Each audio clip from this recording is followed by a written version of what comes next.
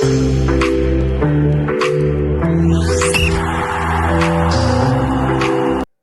and welcome to the Rangers Journal. My name is Kai Watson and today we're going to be chatting all things Rangers with a very special guest. So I'm delighted to be joined by Benjamin Harshaw. Ben, it's great to have you, mate. Yes, thank you for having me. Listen, any excuse to talk Rangers, especially when we're top of the league, as I was saying to you there before we recorded. So yeah, looking forward to it. So in case people don't know who you are, mate, just kind of speak a wee bit about yourself and tell the listeners where they can find you. Yeah. So I'm 35. I'm from clearly not from Scotland, but from Northern Ireland. Been a Rangers fan for as long as I can remember. Passionately watch every game. Don't get over as much as I would like to at the minute, just personal health reasons and family and all that. But obviously, thanks to Rangers TV and stuff, you're able to watch every game. Been on a few other Rangers podcasts and stuff as well. My Twitter is at @UlsterHammer. If anyone is really bored and wants to follow that, they can do so. As you'll probably guess there, Rangers is my first love. I'm a West Ham fan as well in England a wee bit, but Rangers is my foremost. And he may be retired now, but I'm still at any stage would happily talk about Steve Davis. So we'll get started. Obviously, like you say, brilliant chatting about Rangers, especially when we're top of the league. So there's obviously a massive result at the weekend, seeing a win away to St Johnstone. So again, we've done what we had to do. Very professional performance. It's the type of game in recent history that we've failed in, especially having playing after Celtic. There's been so many chances we've been able to close the gap, and we've failed to do it. But this time, grasped it with both hands. Comfortable 3-0 win. So just kind of, what did you think about the performance as a whole, and what did you think it kind of told you about this Rangers side under Philip Clement, like mentality-wise? Yeah, no, absolutely. That's the key thing for me. The mentality is the key word in there. As you've touched on, like there's been how many times in the last couple of years, and even in the early Steven Gerrard years, where we had a chance to kind of they've drawn or whatever, and we've had a chance and we've bottled it time and again. But this Rangers side seems different. I'm not saying we're not going to drop points between now and the end of the season, because I think it's unrealistic to think we won't. But we have that mentality now where we're just going out there. There was excuses. There was excuses sitting there. You were saying, oh, the amount of talk about the pitch. You could have used it. You had those there ready to go. Oh, we couldn't play football on that pitch, whatever. Philippe Clement doesn't take that rubbish. Basically, he says our job is to go out there and win a football game. Now, that pitch wasn't conducive to play wonderful passing, free-flowing football, but that doesn't matter. We go out there, we're comfortable. I know. It was two clear penalties without a shadow of a doubt before any of our friends across the city comment.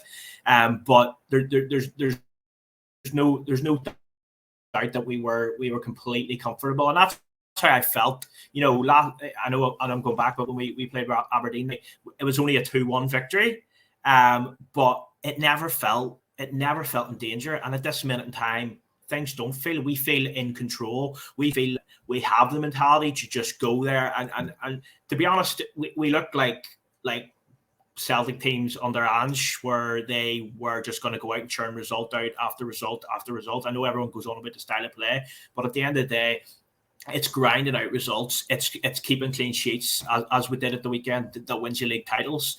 And it was good to just answer. It was our first chance to go. Obviously, we had the chance to go on goal difference at the Ross County game.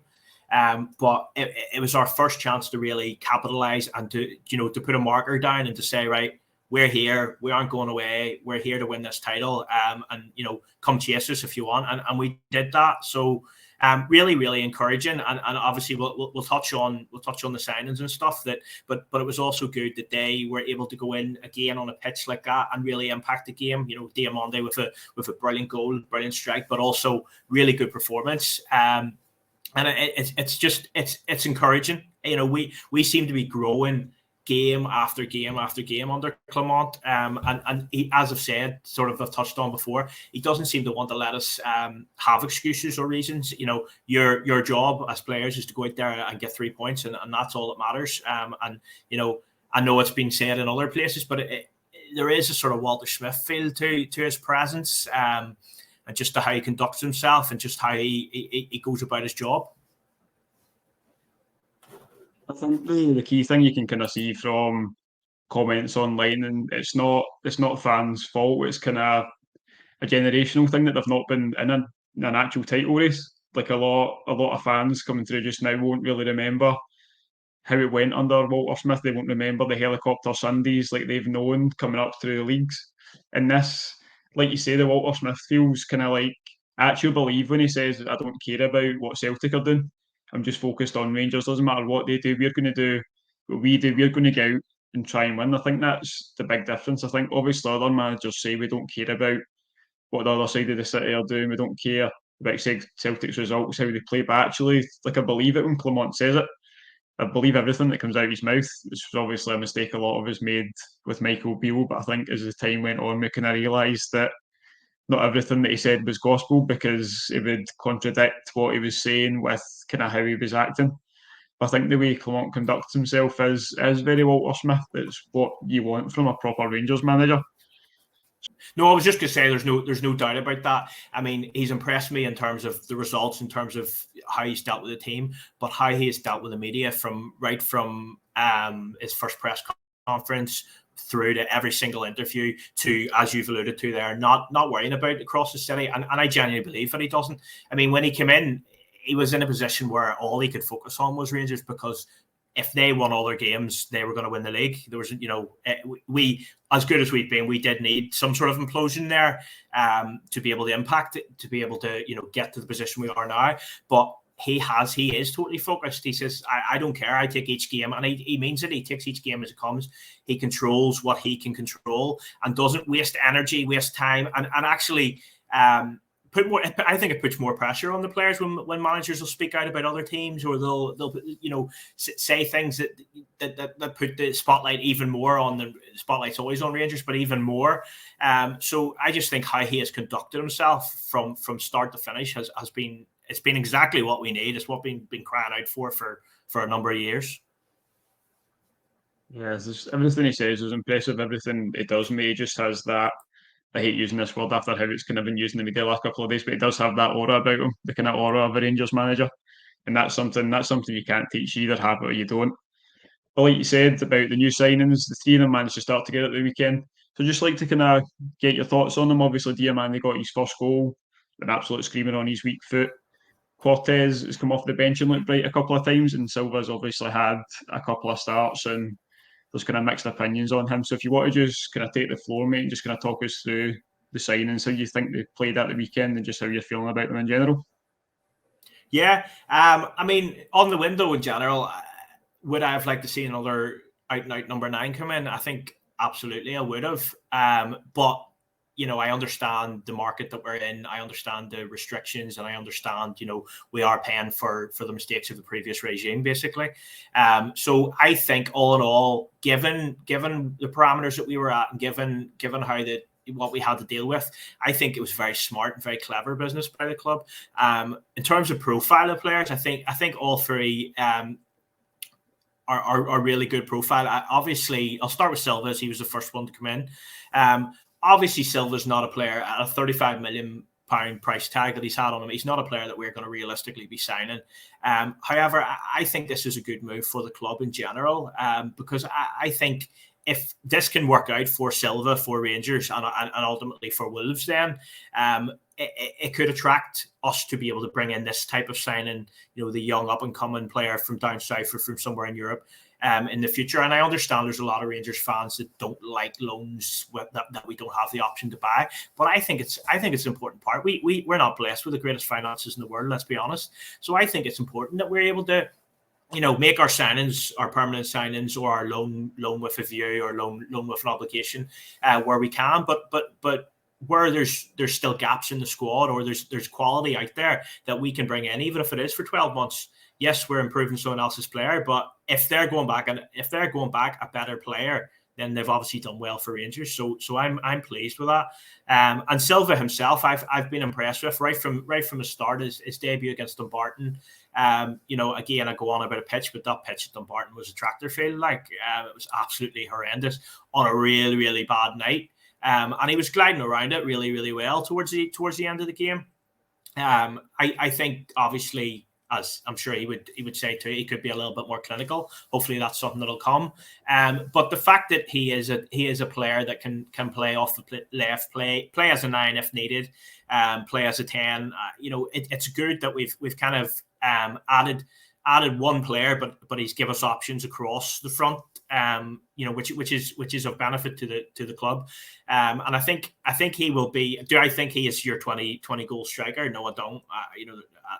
But I think he will create. He will link up very well, as we've already seen. He's already got a couple of goals.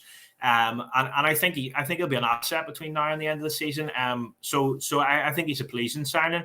And obviously not a signing, but given that Dessers has kind of found a bit of form, it takes a little bit pressure off Silva in some ways. That if we had the Dessers of the start of the Michael Beale era, Silva was going to have to play every single game without a shadow of doubt, because Dessers may as well not have been there. But credit to him, credit to his character, to his mentality, he has stepped up.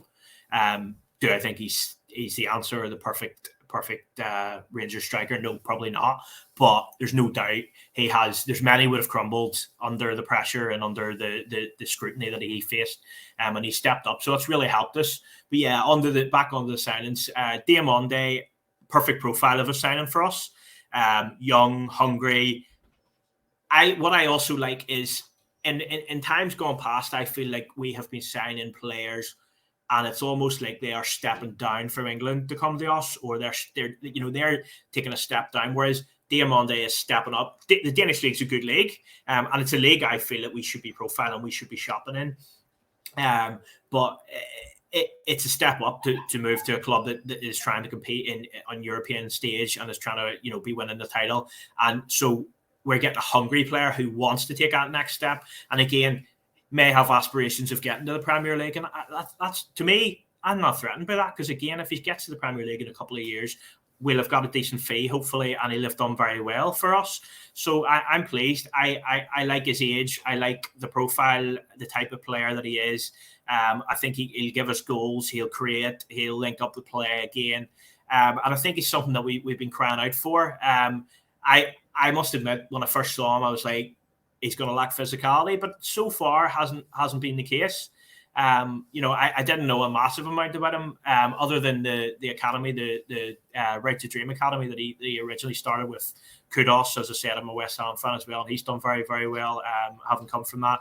And also, I would follow the Super Cup NI over here in the summer. It's the biggest youth football tournament in the world. It used to be the Milk Cup for people who probably remember it. And they always bring a team over, and they're one of the teams that I would go to watch because of the style of football they play, and it's exciting. They're very good technically, good on the ball. All their players generally, they're a good watch. So doesn't mean they're all going to turn out to be superstars, but it's the right pathway and it's the right profile. So pleased about that. Cortez, again, we've been crying out for wingers, haven't we? Funny that he's played mostly on the left, when originally I thought he was a right winger, and we had finally got that right winger. But I've been really, really impressed by him. Good on the ball, taking people on. He played really well in the cup game against Ayr. And I actually think Matondo has also stepped up his game a wee bit with that competition there, which is good. So if it's a way of getting better out of Matondo, because I do believe there's a player in there, and he's starting to show that. We just need that wee bit more consistency and maybe the end product. But that's been the case with our wingers for quite a while. But yeah, no, great players, and I really like the fact that we've used the finances well, in terms of there obviously wasn't a whole lot at this minute in time, but we've managed to bring in 2 of them on loan, one with an obligation, so he effectively is our player, and then one with the option, and thus far you would be looking to take up that option, although there's a long way to go between now and the end of the season. But I also think from Diamante's point of view, he's almost a signing for next season that can now, one, get bedded into the club, but has shown that he can make an impact, at this stage. So it it ticks all the boxes that you'd want. Yeah, where Grady would always like that extra striker or one more. But I was also pleased in terms of the transfer window that as a club, I was really pleased that we held on to Ridvan. And I'll be honest with you, if I thought I was saying those words about 4 months ago, I'd be shocked. But he really, really has stepped up and impressed me this side of the new year. I like as a club that we didn't just cave in and to the first offer or the first inquiry that came in and just said, all right, this kid, we can move him on. I like the fact that because he's playing well, he's now able to be in the European squad as well. I think that he may move on in the summer. He still may. But I feel that by keeping him, giving him regular football for the next little while, I feel that we'll increase his value. And he's an asset to the club rather than cashing in now or letting him go on loan or whatever it was. So I'm encouraged by the first transfer window for the manager and the director of football. So really encouraging, and I'm hoping that it's something that we'll be able to build on in the summer. There's kind of a few things we learned from that transfer window. Like you said, the profile of we brought in was great, but something I was really surprised about, the fact that we completely switched the kind of narrative on the recruitment from the summer to January in one window. I thought that's the type of thing, obviously, with Coppin coming in, would maybe take a bit of time. But I think also the fact that it was 3 loan deals in January kind of let fans know that the finances weren't there to go and spend 4 million in a Shankland or whatever, unless we were going to sell someone. So I think that kind of showed us where we were financially in January, considering what we'd done in the summer. So obviously shows that the money, maybe there was a bit of money there, but there wasn't enough money there for Rangers to go and spend it on someone who thought they were going to improve the team immediately. So like you say, they were smart about it and brought in obviously the obligation Diamante's like 4.5 million. Gives you that extra 6 months if you win the league title. I don't know the exact number, but I've seen figures floating around that be worth like up to 60 million. So that's it's just a splash in the ocean if that's the 4.5 million then compared to having to pay it in January, having to sell Ridvan to kind of fund that. Thought it was really smart business and something we haven't kind of historically done. So I thought it was good kind of from that sense as well. And like you say, keeping Ridvan if he still obviously the rumours are that he wants to leave, he wants to go. It doesn't look it from when he does interviews or when you see pictures of him in training or on the pitch. It looks like he's kind of finally fully settled in now. Looks like he's been playing really well. Looks like he's fully buried in the squad. But like you say, 6 months or when it comes to the summer, if he wants to leave now, we're going to get a lot more money for him with the performances he's putting in. We would have sold him in January. So just kind of end off, Ben. Obviously, brilliant being top of the league just now. There's a lot of games still to be played. How do you see the end of the season playing out? What are your predictions from now until the end of the season in terms of, do we get the domestic double, domestic treble? Europe, obviously, we find out the draw tomorrow, but how do you see the season playing out? I'm very optimistic. I'm cautiously saying treble. I think momentum is a big thing. I think momentum is with us right now. And I think that as we touched on at the start of the pod, the mentality is a big issue. We have the belief to go out there and win games. It's going to take a bit of luck on the injury front, I think, because although we've improved the squad, I do feel that we are maybe an injury in the forward away from really struggling as it turned out in the run to Seville. I think if we'd had a forward at that stage, would have won the Europa League. And injuries play its part. But I do feel, as I've said before, I think we'll drop points between now and the end of the season. But I so will they, and therefore I think mentality will get us over the line in the league. Tough enough cup game way to Hibs, but we have a decent record there. They're not looking world beaters by any stretch of the imagination, so I certainly expect us to get through there and see how the semi-final draw goes. But I'm confident right now that this Rangers team can beat anybody within the league. Europe, obviously, if we manage to, depends on the draw, but if we manage to get through one more round, I'd be very, very happy with that. But we have obviously finally got the League Cup back. Europe's a bonus now at this stage for me, because I would love to see us dominate on the domestic front and really stamp our authority as the number one team, which I believe we have the ability to be, without a shadow. So I'm gonna cautiously say yes. I think we will manage the treble, but I'm hoping this won't be clipped in a few months to come. It's always the risk with making predictions, isn't it? But I fully agree with you, mate. I would 100% sacrifice a European run to have the domestic treble. Like we had the run recently. We got to the final. What happened happened. Like we've had the chance to experience that in recent years. What we've not had the chance of experience is a domestic treble. I think that's kind of the thing that would push us to the front. And then, like I said previously, all the extra money that comes with that comes with Champions League next year. With a chance to fully build on what I thought was a very good and a very clever January transfer window.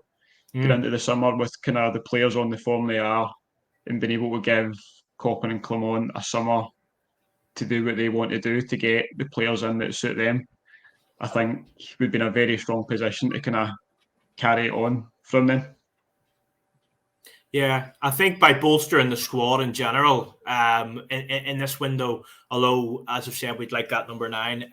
By bolstering the squad, we've kind of added the goals of that number 9 without putting your eggs all in the one basket. We've kind of spread them out, hoping that Silva will get a few, Diamande gets a couple, Cortez chips in as well creatively and scoring. And then what it's done is it's give us a better balance as a whole, squad wise, and also less pressure on the likes of Tom Lawrence. If he picks up another injury, you've got a Diamande there, and hopefully that doesn't hit you as hard as it would have. And then because we have that base and that balance in the squad, I think it allows us in the summer to not take our time, but to go out there and get that striker. We still need him. So go out there and get that thing while we've already addressed different issues within the squad. So a pleasing window and definitely one to build on. Yeah, 100%, mate. Well, we'll wrap it up there. It's been an absolute pleasure, mate. It's been a while since we had the chance to chat Rangers, so thank you for coming on, and hopefully get you back on again soon. No, thank you for having me. Really, really enjoyed it. So cheers. Thanks, guys. So if you enjoyed the video, again, please like and subscribe. It's massive for the algorithm to kind of put the Rangers journal out there. We're going to bring out lots of content tomorrow. It's going to be a video. Obviously, Ben spoke about the Danish Super League earlier on. It's going to be the second episode in the 5 players could sign series. I'm going to look at 5 players for the Danish Super League. Tomorrow night we have a podcast, and also on the blog, depending on how Europa League draw goes, we're going to have a kind of scouting report on our opponents. So plenty to come. Keep an eye on everything. Our socials are down below. So please follow and have a great day.